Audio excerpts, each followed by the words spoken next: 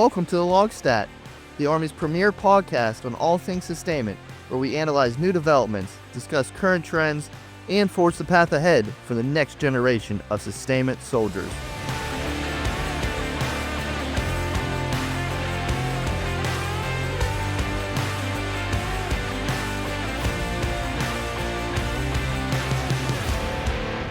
Hello everyone, welcome back to another episode of the LOGSTAT. I'm your host, Captain Garett Pyle. Have you ever wondered how the words you speak and the questions you ask affect those that you lead? How can the phrases that you use and your ability to use active listening affect the mentorship that you wish to provide? These are the questions we need to be asking ourselves if we wish to be good leaders. Now, let me take this moment to read you an excerpt from an article that I found very interesting. Imagine the commanding general visits a unit's motor pool to assess the readiness of their maintenance program. The general and their entourage walk past a series of tactical vehicles, and at one point the general says, "I wonder how many of these trucks are green and or how many are tan." Then, days later, someone presents the chief of staff with an elaborate cost estimate for a contract to repair every vehicle in the division. The staff spent considerable time and effort researching and producing something that the boss, never actually wanted or requested. How many of you out there have experienced something very similar to this situation? Well, today we're going to be exploring this concept of good leaders ask better questions, which is the title of the article that I just read you an excerpt from. This article was written by Lieutenant Colonel Ryan Cornell-d'Echert in the publication From the Green Notebook and was recognized as one of the Chief of Staff of the Army's recommended articles for December 2023. This idea is not restricted to solely the sustainment community or any military community in that case. Anyone can take this concept and apply it to their lives. So today, I am joined with Lieutenant Colonel Ryan Cornell-d'Echert and Command Sergeant Major Lamar Smith to explore and better understand how good leaders ask better questions and provide better mentorship overall. So our first guest is Lieutenant Colonel Ryan Cornell-d'Echert, who has lived and breathed the Army life since he was born into an Army family, traveling the world. He commissioned as a transportation officer in 2007 from the University of Delaware with a Bachelor of Arts in English. He has served at Fort Bliss, Fort Drum, Fort Lee, Fort Carson, Fort Leavenworth, and the Pentagon with deployments to Iraq and Afghanistan. He also holds a Master's of Science in Adult Learning and Leadership from Kansas State University. He's a well-published author of a variety of different articles, and he currently serves as battalion commander of the 71st Transportation Battalion here at Fort Lee, Virginia. Thanks for having us, Garrett. Long-time listener, first-time caller. So excited to have you here with us today, sir. And my other guest with me today is Command Sergeant Major Lamar Smith, who is a native of Warsaw, North Carolina. He joined the Army in 1997 as a 27 Mike multiple launch rocket system repairer. In 2002, he reclassed to an 88 Hotel cargo specialist. He has served at Fort Hood, Fort Eustis, Fort Story, Korea, recruiter in Fayetteville, North Carolina, Fort Bragg, and Fort Sill, with deployments to Romania, Kuwait, Iraq, and Afghanistan. And currently he serves as the 71st Transportation Command Sergeant Major here at Fort Lee, Virginia. Hey, good afternoon, sir. Thanks for having us. So happy to have you here, Sergeant Major. So I know it's going to be a great episode we're about to get into. First, I kind of want to touch on the article I read an excerpt from. So, sir, what was it like being selected as a CSA recommended article of the month? Like, what was the story about how you kind of wrote this article even? So, thanks, Garrett. It almost happened by accident. I wasn't specifically competing, trying to get selected, trying to earn any points or anything like that. So, I was frustrated with the amount of time that we waste in a lot of our meetings, how some people will just kind of bluff or kind of BS their way through the material that they're briefing, and the leadership either doesn't know enough or doesn't care enough to ask the right questions. So sometimes it feels like we're just kind of going through the motions. Outside of that, there's the example I'd shared of saying, I wonder how many of these vehicles are green equals let's repaint all the vehicles, which isn't actually something that the boss wanted. So it was just an itch that I had to kind of share that story, get it out there, and open a dialogue. I did this while I was assigned at the Pentagon. So I ended up getting invited to his office to actually meet with him face to face, which was pretty incredible and humbling as well. So a great experience, and it almost kind of happened by accident. And so that's the thing when it comes to writing, like You're not writing for accolades. Like you see something, you've experienced something. It's like, man, let me write about this. Let me tell my story about this so that others can learn from this situation. So you experience this where everybody under the sun, I feel like, has experienced something similar to that. Like, man, let's find a better way to do this. And I think just that idea, and that's just the pure reason why I was selected, is like, this needs to be highlighted to the entire community. So then we talked about that specific article. Is there anything else that like got you motivated into writing? So I know you've done a lot of articles now. Right. I have, and usually whenever I write something, it's because I have a bug or an itch of some kind, and I just want to, instead of just shaking my fist at the sky and saying, "Oh, woe is me," it's, well, hey, let's like throw something out there, open a dialogue, share some of those ideas. And writing is important because it helps provide us with real intellectual clarity. As the team from the Green Notebook always says on their podcast, how do I know what I think until I see what I say? So sometimes we have a lot of nebulous thoughts swimming around in our heads, but writing forces us to really structure and organize those thoughts. It helps us remember things. It helps us crystallize certain experiences. And it helps a little bit with resiliency too, in my opinion. Sometimes ideas can seem a little bit less intimidating when you see them on paper in front of you. So I might say, hey, I am worried about X, or I am frustrated about X. And when I see it in front of me, it doesn't look so bad. And I maintain all my notebooks. So maybe a year later, I'll say, what was I really worried about a year ago? And I'll say, oh yeah, that turned out to be nothing. So it's sort of a reminder of this too shall pass. But if I didn't create that inventory, if I didn't create that history by writing it down, then it might have just kind of drifted off into the ether. And that's it. I like how you brought up, from the Green Notebooks. It's true. Like, writing all these things down, keeping those notes. It's something you can go back through and reference. That's why it's so good to be able to write things down. You're carrying around that notebook so that you can reference it later down the road, or even like years down the road, even like, wow, what did I do that, that other unit? Another way you can look at it. So now it comes to advice, I know we're going to get into a lot of advice today when it comes to leadership, but specifically, let's look at writing real quick. What advice do you have for those getting into writing? So you've been published a lot, Sergeant Major, like coming from like how we get the NCOs to get into writing more. Take it from both perspectives. First of all, you just got to do it. You got to start somewhere. There are folks out there like Captain Pyle or whoever our next Harding Fellow ends up being who can perhaps help you out. So maybe you have an idea, something that you want to write, but you're not quite sure what direction to send it to. So there are platforms and resources out there who aren't going to write it for you, but they can help point you in the right direction. Whether it's, I think this is something that needs to go in a professional journal, such as Army Sustainment. Maybe it needs to go in some kind of a leadership blog, whether that's something like From the Green Notebook, 3x5 Leadership, The Company Leader, Angry Staff Officer, and countless others that I'm forgetting about. And pretty much regardless of what platform you try to post to, their editing teams are all really good. I consider myself a pretty decent writer, but every time I try to get something published, they really force me to improve and step up my game even further. Also, think about, who are you really trying to influence? Who are you trying to reach? Whose minds are you trying to change? Whether you're just trying to share your own sort of lessons learned, or, hey, this is something that I got wrong, so learn from my mistake. Whether you have some best practices that you're trying to share. As long as you can make the argument that this is productive, it's constructive, it's going to contribute to the conversation, I'm pretty sure somebody's got a bite, but it all starts by getting started. I think you just got to, have that idea, get out there and get started. I think a lot of the great articles or great writing just starts with an idea. It's like, okay, I want to write something, and you bring up a good point. It's like, reach out to somebody to help you through the process. I mean, that's the whole point of why I exist as an Harding Fellow, is to help people through the writing process. So if you have an idea and you have nowhere to start, reach out to myself or any of the other Harding Fellows, and we can help you through getting it from an idea to publication. I've already done that with a few authors. It's come with an idea and we'll get you there.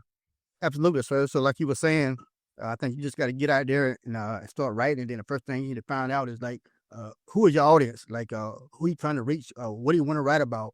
What are some of your topics? So in order to just get out there and do it, figure out what's your audience, what you want to talk about, what you want to write about, and do your research. Now let's truly dive into the focus for today's episode. You both have years of leadership experience and mentorship under your belts. Can you both elaborate more on how good leaders ask better questions? Sure. So I'll start, and I'll really relate this to my prior experience that I have as an instructor. So the less that I talk, the better that the discussion is going to be. So if you can ask good questions, create the time and space for other people to jump in and have their voices heard. I mean, this is part of how we build trust. It's part of how we build cohesion as a team by involving all of our team members, regardless of what their rank is, because sometimes the most junior member of the room might have the best answer.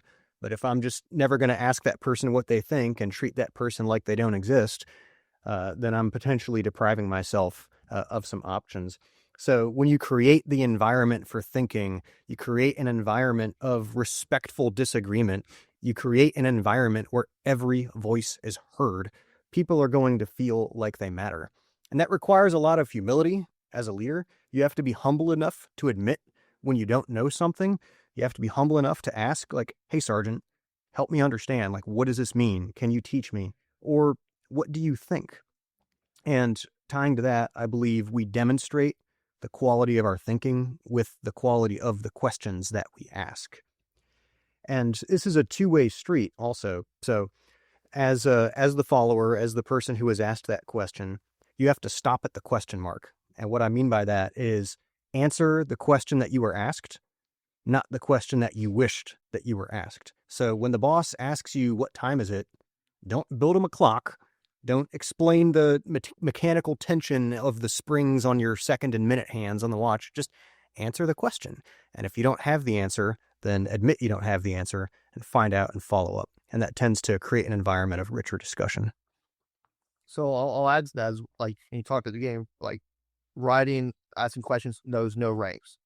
Like, it doesn't matter what ranks you are, you should be able to, if you have a good idea, get out there, present that idea. So many of our innovations throughout our military history have come from even the most junior ranks. We talk about, I know one of our experts says, when we talk about the history, especially in the quartermaster, so that was, I believe it was my sergeant had the idea of putting, I can't remember what it's called off the top of my head, on the front of the tank, so the Shermans be able to get through the hedgerows when they break out of Normandy. Like, it's just simple ideas like that. When I was up in Alaska, a soldier had an idea for 3D printing this little device that would then clip onto your skis that you could make you more lethal to shoot off of. So if you have an idea, get that idea out there. We talk about how good leaders ask better questions. So, I think it goes back a step prior to that. As a good leader, I got to know my subordinates. So if I'm a good leader, I know my subordinates. So if I know my subordinates, it comes with some active listening. You got to be able to listen. So if you know your subordinates and you know your soldiers and you know your formations, if you know them, if something is off and you're listening instead of talking, if you're listening, you figure out those triggers or what may be going on. And then if they ask the question, you got to know what question you're asking, what you're trying to find out, what you're trying to get to. It's like you have your current state or your operating environment, your OE. So you say, hey, I'm here now. I'm asking a question. I said where I want to go to, how I'm going to get there. So I think it all goes back to ask a better question, I got to first listen to figure out what's going on. But before I'm listening, I should already know my subordinate. Because if you say, hey, good morning, how you doing? And the soldier usually says, good morning, Sergeant Major, I'm doing well. And, so I know that soldier's demeanor. So the next day I go, hey, how you doing? And they be like, oh, I'm just here. So knowing that, so that means that's a trigger, so that means I know them. So now I'm listening. So those triggers give off a vibe to make me go further. So I think it all goes back to listening. And I like that, 'cause it's that, looking at almost like a two-way street between the leader and the subordinate, be able to have that environment that we've been trying to talk about, sir. You build that environment, that culture within the unit, so that you can be able to ask the better questions, because you know the people that you're leading, so when they're off. And then it kind of gets after, a lot of times they'll say, like, you got to be able to think with the same brain that your boss has. So when he or she says something, it's like, okay, now I know what they mean by that question. So it's knowing your people. So we're getting through and kind of asking these good questions. So, like, what would be some examples of good questions versus bad questions, so to speak? So I'd offer so some examples of good questions, and you can find all of these when you look at the elements and standards of critical thinking. So how can we verify that? How can we test that? Why do these conditions exist? What would you like to be able to do?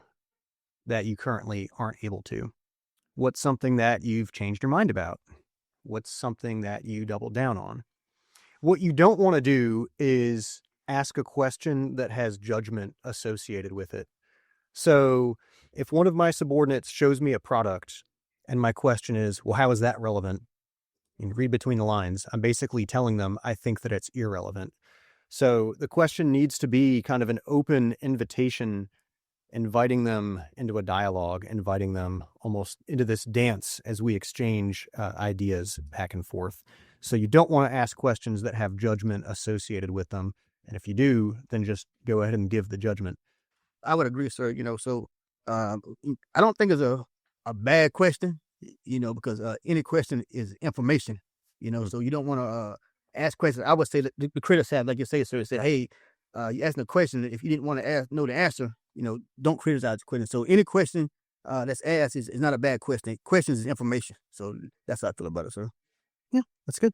Is there a way to, and that's kind of gets in, you talked already, Sergeant Major, about some active listening. So I don't know if you want to add some more to that on how we can truly tie in some active listening to ask better questions. Sure. So active listening builds trust, but you have to be very intentional and deliberate about how you do it. So this surprises a lot of people when I say this, but there are 6 levels of listening, and we don't start active listening until level 4.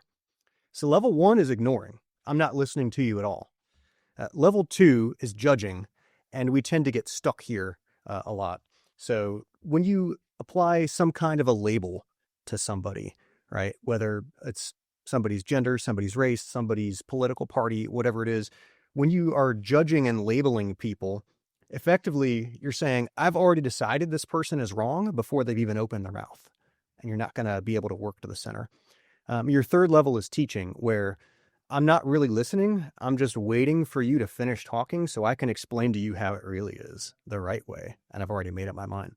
So when you get to level 4, this is when we actually start active listening. And instead of being judgmental, we are curious. And we will say things like, tell me more, help me understand. When you get to the 5th level, that's when you start paraphrasing and giving people their words back to them. Because sometimes message sent doesn't always equal message received. So I'll say things like, hey, Garrett, what I heard you say is ... And then when you get to the 6th level, which is where we want to try to strive to be, is where you also have some empathy. So you'll say, hey, Garrett, here's what I heard you say, and here's how I sense that you're feeling about it. And now what you're doing is, it's not really about who's right or wrong, winning and losing. It's just about showing empathy for the other person's position and working to the center. And the last point I would offer on good listening skills and how that builds trust within our organizations is tying to Sergeant Major's point about knowing your people. You need to retain what people share with you and be able to give their words back to them. So if I'm conducting some leadership by wandering around and I'm checking on soldiers, seeing how everything's going, how are you doing? How's the family? Stuff like that. If somebody shares a concern with me or something noteworthy, like, hey, my daughter's got a big soccer game tonight, follow up in a couple of days. Like, hey, how'd your daughter's soccer game go?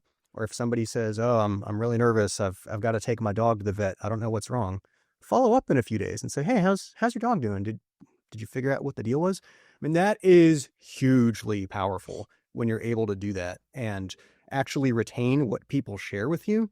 And this is a learned behavior. It doesn't come naturally to many of us. But people are usually surprised and almost a little flattered when they can tell that you care enough to remember that and then share it with them again. Because sometimes if people share their concerns and you never retain it and never follow up with them, sometimes it can create the impression that, well, maybe did they really care, or were they asking just to like check a block of some sort? Well, I mean, that's how you build family. It's how you build that trust, cohesion in your unit. And that's one of the things that I really highlighted or preached when I was in company command, was like, we have to be able to, build that family. And it comes with, just like you described, sir, asking these questions and then following up. And that's getting after active listening, as you said, Sergeant Major, and knowing your people. Because then okay, I'm not just following this person because I have to. I'm following this person because I want to. Because you've built that connection. Be like, I trust this person with my life now because I know they trust me. It just comes with active listening, asking those questions, you can build that. And I liked how you kind of outlined that in these 6 different levels. Like, well, I've understood and known these different things. I never put them in that context before. So it's really cool how you did that for the listeners and just really painted that picture. Hey, sir. So and one thing you said about that, those levels of listening, right? And so in order to do all those things, that leader has to be present. Mm-hmm. You have to be present in the organization. And like you said, with leadership by running around, that's key. That's when you find out all things about the organization and you build that trust. But the first thing you have to do, you have to be present. You have to have presence as a leader. It's physical training, PT formation, walk around the shops, motor pool Monday. So it always goes back to presence. So in order to do anything, active, listening, find out about the organization, the leader has to be present. Exactly. We don't need any more desk warriors. Negative. So as we kind of transition now to the mentorship side, because I know these kind of all these kind of tie in. I know before we even get into the tying in mentorship to asking better questions, let's better define what mentorship is to the audience. Sir? Okay, so this is not just my opinion. This is straight out of ADP 6-22, Army Leadership and the Profession. So many of us get this term wrong, and they conflate it with other actions. So when I see an NCOER that says, Sergeant Pyle mentored 20 soldiers on marksmanship techniques at the rifle range. No, he did a good thing. He did some training and coaching, but that wasn't mentoring. When your boss sits you down and says, all right, I'm going to teach, coach, mentor you, like that should probably make you cringe because they're basically doing 3 different things at the same time, which suggests that none of them is very good. So mentorship, if you ask someone to be your mentor, or if as the mentor, you ask someone to be your protege, I would also like to get away from the word mentee, right? It's mentor and protege. If I teach a student, they're not my teachee. But if you try to create this bonding between a mentor and a protege, what you're really asking is for a relationship to be established. It's voluntary and it's mutual. So it is something that we both want. We are both going to get something out of this. So Garett, if I asked you to become my mentor, I'm asking you because I recognize you're a person of greater experience. I trust you, I respect you, and I would see value in your insights. If you agree to take me on as a protege, it means that you see some potential in me that is worth investing in. And it's very rewarding to plant those seeds and see people flourish. I would also offer, your mentor does not have to outrank you. Your mentor could be a peer. Your mentor could be subordinate to you. My whole career, NCOs have mentored me, even though I, as a commissioned officer, outranked them. That just means they have greater experience in a certain area. It's also important, I believe, to create additional opportunities if you're willing to mentor and be mentored by people who don't look like you. That's part of how we continue to build trust within our organizations. I also think it's okay to have multiple mentors because it's personal, but it's not a marriage. So maybe I will bounce an idea or a question or a concern off of multiple mentors and get multiple opinions and schools of thought. And my last point here is it's important that your mentor not be in your current chain of command. It's okay if they're an old boss or something like that, but to really have that full degree of trust and transparency with your mentor, you need to be able to share whatever's on your mind, to include concerns about, hey, I'm not sure how long I want to do this, military career or whatever it is. That's not the kind of thing you want to say openly to like your rater or your senior rater, because that might put your next evaluation at risk. So one of the things I wanted to highlight or kind of question for you on that, sir, is so you have a mentor and not in your chain of command. What happens if that mentor then becomes part of your chain of command? How do you handle that? Yeah, so I think it would really just require you to sit down and effectively redefine the terms of the relationship. Understand it's probably always going to be there will be a little bit of almost professional distance that you're going to have to maintain in that instant. But ideally, you're both mature enough to understand that, hey, circumstances have changed. We still are kind of a mentor and protege relationship, but maybe we're going to have to kind of edit down some of the topics that we talk about, because as of right now, like, I am your boss and I am your rater, or whatever it is. And then once it's time for one of you to depart the organization, you can kind of hit the reset button on that relationship. And I think it's just good to bring up because, the Army is small. Sure. And it's important to have, as you brought out, multiple mentors, because if you stay like this person might be mentoring you in this area, another person might be mentoring you in that area. And then it's good to be able to bounce ideas off different people, because everyone has different life experiences, different ways of looking at things. So it's good to have that different perspective so you can make a well-informed decision between all the different wisdom that people are pouring into you. Yes, sir. So for the mentor piece, something you said, sir, about relationships, along with the teach, coach, mentor, develop, train, educate, empathize, and sympathize. Because every day you out there mentoring somebody, and you might not even know it. And so as a senior leader or leader, just by the way you operate in throughout your everyday work, you might have a soldier or private or NCO and say, hey, man, one day I want to be like Sergeant Smith or Sergeant Cornell-d'Echert, because, they want to emulate you in some type of way. So you got to be careful what you do out there when you walking around or talking to soldiers, because, you're mentoring somebody every day, and you don't even know it. Sometimes you say, I'm going to be their mentor. They might not want you to be their mentor. Yeah. But what you do every day matters. Whatever you do every day, it matters. I have a mentor, Command Sergeant Major, retired, Bernard Smalls. And he said, Smith, he said, if you're going to say it, say it. He said, if you say it right. If you say it right, you say it all the time.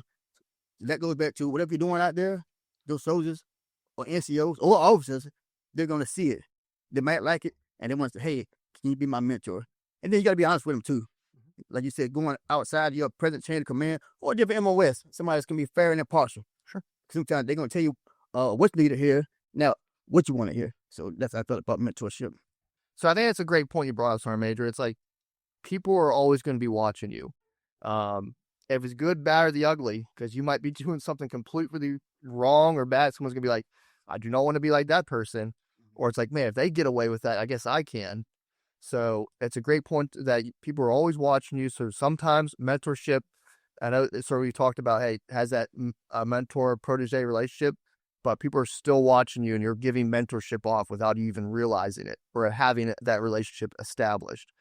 And then another point was this relationship between officer and NCO and having that mentorship. Because I know when I came in as a second lieutenant, my platoon sergeant did a fantastic job.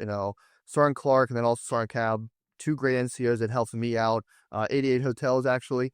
And I still have a great relationship with them today. Because I kind of want to look at that from your perspective, both of your perspectives on, you got your platoon leader, platoon sergeant, all the way up to battalion commander, command sergeant major, having that. So what does that look like? So one, I wrote an article about this, which was called You and Your NCO for the company leader. So from my perspective, it's something that's very unique to the United States and really specifically the Army, and to an extent in the Marines, I would say as well, based on what I've seen, that distinguishes us from other armies and other countries around the world where it's very officer-centric. You got one officer doing all the thinking, all the leading, and everyone else just kind of sitting around waiting to be told what to do. So our NCO Corps is really part of the secret sauce of what I think makes the U.S. Army so great. So you have this dynamic where the officer is the person who has credentials, but the NCO is the person who has that experience and that wisdom that's earned with like real experience and hardship. So it's a tricky dynamic to get right. And I say this just as an officer who didn't have prior enlisted time. So really the officer has to be humble enough to ask for help, to admit what they don't know, to also use their sergeants more and to delegate more, because most of them want to do more. But the officer still has to understand that at the end of the day, it's their name on the line and they're the one who's assuming the risk associated with some of the decisions they would make. The one thing I think that changes, and it took me a while to catch up with this, is that as you rise through the ranks, the level of experience becomes much more equivalent. So in most cases, you think about a brand new second lieutenant, fresh out of college, they have that grizzled platoon sergeant who's older than them, more experienced than them.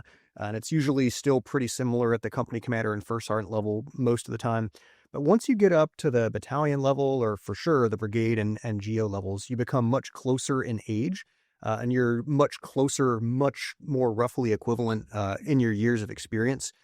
So the dynamic changes a bit. But even if your experience is more equivalent, I would still very much see that NCO as a mentor. And Sergeant Major Smith has certainly been a mentor to me, even though he's also my battle buddy and my partner in crime, so to speak. And the one other point I would just offer is no matter what echelon you're at, it's very important to be unified as a command team. You're going to disagree on things. You're not going to see every single thing the same way. But what's key is that when you have those disagreements, they happen behind closed doors.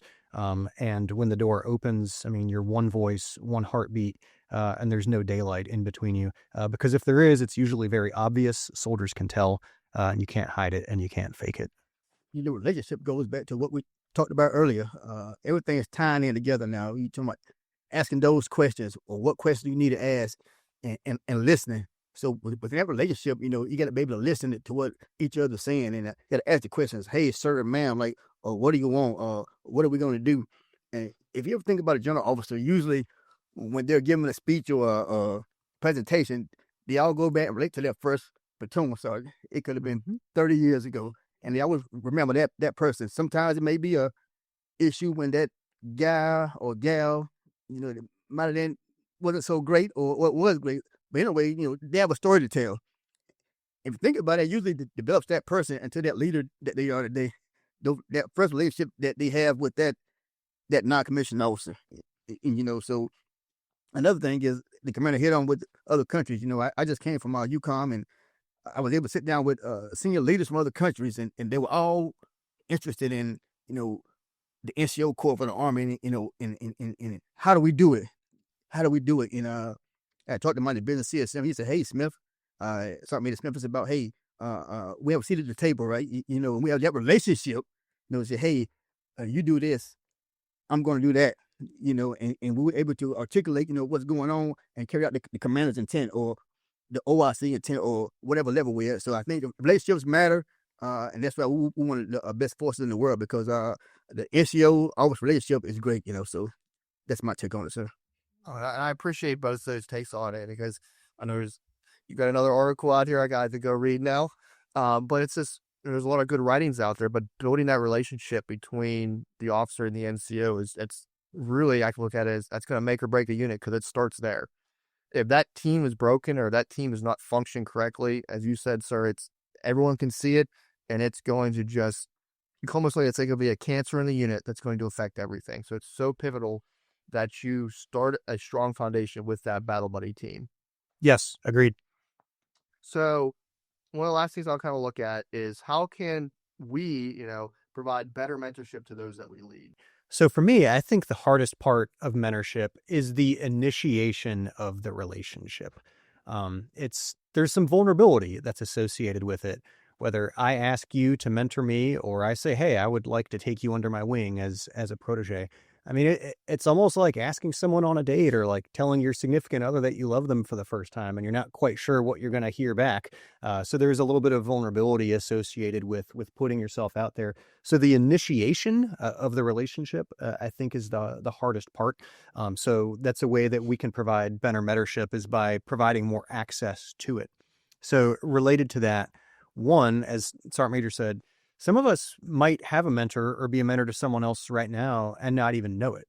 And maybe there's somebody that you already go to really frequently for advice, and just someone that you trust and respect, and that you have like interpersonal chemistry with. So maybe it's just a question of actually formalizing and acknowledging that relationship. I also think that if we can build trust through approachability, that can also make it easier to initiate that mentor-protege relationship. So part of being approachable and how we build trust through approachability is, it doesn't just mean that we declare ourselves approachable and expect people to come to us. We need to be willing to come to them too. As Sergeant Major talked about the importance of presence, being there, that leadership by wandering around. The other example I like to use is in terms of like some of the decorations and personal items, like personal effects that we keep inside some of our offices, right? So maybe you're going to go speak with some superior officer or an NCO who outranks you, and you're very intimidated by them, and you were just going to go talk to them about something work related. And then you notice something like up on their wall, whether it's a sports team that you like, or maybe you see like a fishing rod and you're an avid fisherman yourself, whatever it is, you realize, hey, I have something else in common with this person outside of the Army. And maybe that's the in that you need to initiate the relationship, because now you know that you're going to have something in common with this person, and you're going to have some kind of rapport. And the other point I would offer on how we build trust is, when we're asking for leaders that we can trust, what we're really asking for most of the time is consistency. So do you walk the talk? Does the audio match the video? Is there any daylight between what you say and what you do? So, I mean, to Sergeant Major's point about presence, like if you say PT is important to you, then you ought to be doing it yourself. If you say maintenance is important to you, then you ought to be in the motor pool. But it can be more nuanced than that. It can also be about like follow through. So part of it is sharing what people share with you. Like I talked about earlier, give people their words back to them. But it can also be how you prioritize different things. So the example I always share with my team is, we can't call ourselves leaders who take care of soldiers if their awards are always late. But if you get the environment right and you create the climate for thinking, for trust, for transparency, I think that just the amount of mentors that you're going to create is just going to explode. This is an interesting, topic, so how can we provide better mentorship to those that we lead? And you mentioned, sir, about the initiation, that's the first part of it. But then we got to understand, what is that person or organization, like, where do they want to go? Like, what's their end state? Mm-hmm. So we say, hey, I want to go be the sergeant major of the Army, or the chief of staff of the Army. Okay. All right. That's the way ahead, so where are we at now in that process? So, how we're going to get there. So what are the tools? So as a mentor, you got to be able to figure out, articulate, and get certain tools, and how I'm going to cultivate. You talked about cultivation, sir, in the climate. So we talk about this all the time, right? So we can't plant seeds. Now I'm going to go back before I get started. You're not going to get everybody. They might choose, but you're not going to get them. So, but in order to plant a seed, you got to first provide the climate or the soil. You got to cultivate the soil in order for the seed to go into. So once you provide that climate of the organization or that soil, cultivate it and get ready for planting. So, okay, now we're going to plant the seed. But at the same time, we got to go back and keep watering. I'm an old farmer from North Carolina. So that's how I get my ideas across based off farming. The farmer, he got to know what to plant, how to plant, what to sow, when to sow. So, we got to figure out what we're going to, how we're going to get there, when we're going to plant the seed. Now we got to go back and water it. It might not come up right away. It might come up 10 years from now. But as long as we plant it, we'll go back, cultivate it, water it, give it fertilizer, go take those weeds out. And then one day, it'll sprout up. And guess what? It's going to give back. It's going to give back to the range. It's going to drop some more seeds, guess what? And they got to go back and continue the process of cultivate, nurture, water, de-weed, insecticide, pesticide. So that's how I feel about mentorship. You're not going to get them. What's the way ahead and where we're going to? Like you kind of think you allude to is, sometimes you might plant that seed and somebody else might be watering that seed, because we're always changing out. You might have just a small interaction with somebody. You planted a seed in their life, and it will just, as you said, stay dormant for a little bit, but then it gets watered and it grows. So that's all about looking at, like, people are always watching. You got to be able to lead by example in everything that you do. Like you said, if you care about maintenance, you better be out in the motor pool, just show by example. So to close out, I know we gave a lot of wisdom, a lot of advice today, but it's something I ask every guest that comes on the show is, what advice do you have for the sustainment community? So to tie it all in, for the sustainment community as logisticians, I would say that today's war is not tomorrow's war. So as we transform and contact on a daily basis, it's a continuous process. We have to understand from the NCO point of view that we got to be brilliant at the basics. We talk about being brilliant at the basics, being technical and technically proficient. with that being said, being brilliant at the basics means stronger soldiers make strong soldiers. Strong soldiers make stronger squads, and the stronger squad wins our nation's war. So, we got to be brilliant at what we're doing, technically and tactically proficient, because as we transform and contact, what happened yesterday might not happen today. So we got to be agile, we got to be proficient, and we got to be able to adjust at a moment's notice. So, like I say, winning matters, and be all you can be. All right. So the big thing I would offer is the importance of taking ownership of your own self-development, right? So there's the different domains of leader development, right? You have your academic domain, your institutional domain, what you learn in the schoolhouse. There's your operational domain of what you learn on the job, all your firsthand experience from all the units that you get assigned to. But then there's the self-development domain. And that's something that you really have to own. Like whoever your mentor is, like your mentor can't want it for you. You have to be the one who wants it. So that means everything from like reading, studying, independent study, studying history, studying doctrine, being curious, and just continuing to gather tools and gather ideas. And when I say reading, I don't just mean read doctrine, although that matters too. It's important to study leaders who've come before you, study military history, military operations, study how logistics has won or lost wars, because history tends to, if it doesn't necessarily repeat itself, at least it rhymes. Because a pet peeve that I have is when somebody says that they're an outside the box thinker, but they've never read a history book a day in their life. And you can't think outside the box if you haven't first defined and understood the box, and you don't even know what's in it. Because some of these ideas that you think are so brilliant and so innovative, like they might have actually been tried before. So take some time to figure out what's in the box before you figure out what's outside of it. And you've really got to take ownership of that yourself. I also think it's important just to study a variety of topics and through a variety of means, whether you're reading physical books, listening to audiobooks, or listening to podcasts, just like this one. So find ways to combine developmental activities with non-developmental activities. So if you're doing something that's like a relatively mindless routine activity, like driving to work, washing dishes, cutting grass, putting laundry away, walking the dog, whatever it is, like maybe use that time to like listen to a podcast or listen to an audiobook, whatever it is. And even if it's only a few minutes at a time, over the weeks, over the months, those minutes add up. And I believe there's a kind of a compound interest effect that takes place. So really take ownership of your own self-development. We have definitely had a lot of amazing wisdom and advice from both you gentlemen today. So just really want to thank you both for coming on the show. I know we focus most of our content on sustainment operations here, but it's good to be able to expand on topics that affect everyone. And truly the entire world can benefit from having these leadership conversations. Your wisdom today in this, and be able to ask better questions, how to be able to actually provide mentorship, defining mentorship, will truly have an impact. So I know there's always good cards and letters. So where can people find you at if they wish to have any follow-up questions? Yeah, you can find me on Global. Since both of my parents retired, I'm the only Cornell-d'Echert that's left in the Army. I do have a hyphenated last name, but when you look me up on Outlook, it's all just crunched together as one word. If anyone needs any advice or any questions, you can find me on the Global. Once again, thank you both so much for just taking the time to meet with me today. It's been a lot of fun. We learned a lot. I know I'll personally take these concepts we discussed so I can strive to be a better leader every single day. So thank you very much. Thanks for your time, sir.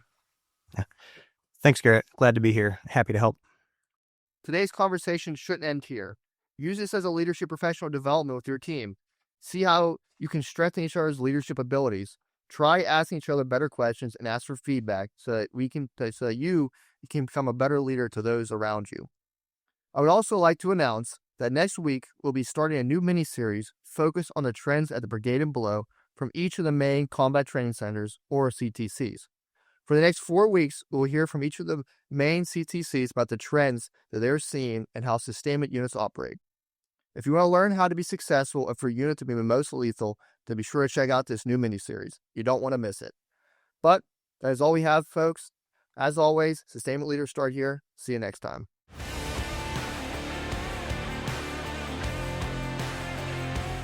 Thank you for listening to another episode of the LOGSTAT. We hope you enjoyed today's conversation. Please share this episode across your formation and leave us a review. If you have a topic you'd like here discussed, then please reach out to us at armysustainment@army.mil or directly to me on Global at garett.h.pyle. Follow us on Facebook, X, and LinkedIn at Army Sustainment. We'll see you next time. Sustainment leaders, start here.